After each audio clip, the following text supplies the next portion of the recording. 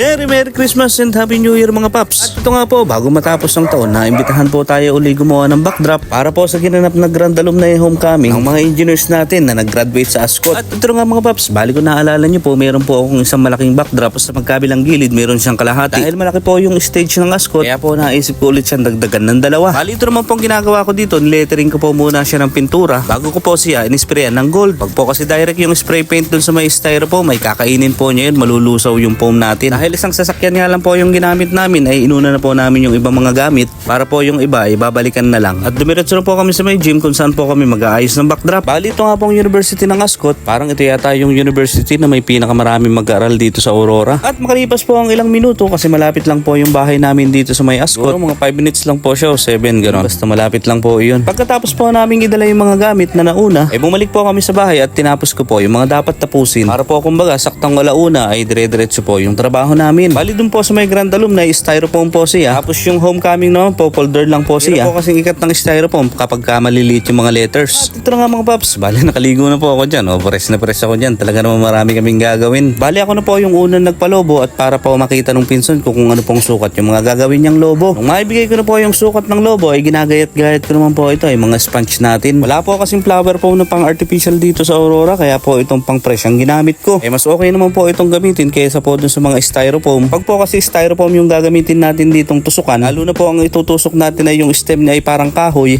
o matigas, parang ganun. Kasi po sa mga experience ko ay napuputol po yung mga stem. Maliban na lang po kung kawad ang itutusok natin ay okay na okay po ang styrofoam. Bali ito po mga tinutusok ko dito, mga pampas po yan na nakukuha sa ilog. Siyempre yung ating walang kamatayang anahaw na pininturahan natin ng paint gold. Ay ikabit ko na nga po yung dagdag palamuti natin at sinimulan ko na nga pong itali yung mga lobo. Habang tinatali ko nga po yung mga lobo ay nasira naman yung makina ng pangpalobo. Ako patay na, wala pa kami sa kalahati. Ay sige, sabi ko doon sa may pinsan ko, magpahinga ka muna dyan at bibili na lang ako ng balon. Makina ng balon. Buti na nga lang po, meron ako nabilhan agad. Bali nabili ko nga pong machine 780C, kapareho siya ng makina na ginagamit ko noon pa. Parang sumuko na yung machine ko at marami na rin napaggamitan yung machine na yun. Bali nakabalik na nga po ako nito at minekos-mekos na rin sa yung mga lobo.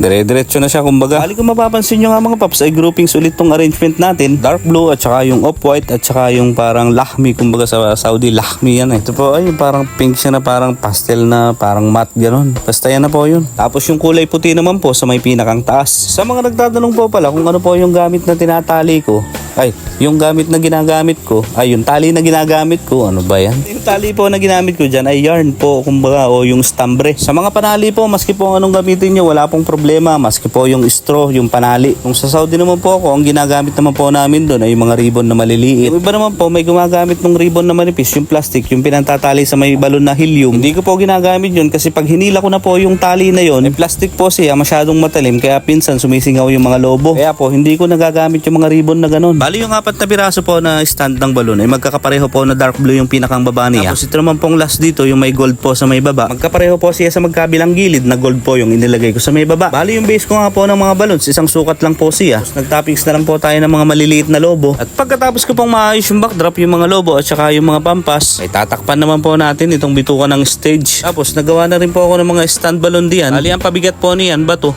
At yan po ang ating for today's video mga paps. Sana po nagustuhan ninyo. Maraming salamat din po Ma'am Edralyn sa tiwala pong binigay nyo sa akin. At kung nagustuhan nyo po ang ating for today's video, baka po pwedeng pa-comment naman ng yes. Muli po maraming salamat sa mga naglalike, nag-comment at nag-share. Merry Christmas po and Happy New Year. Mabuhay po kayo.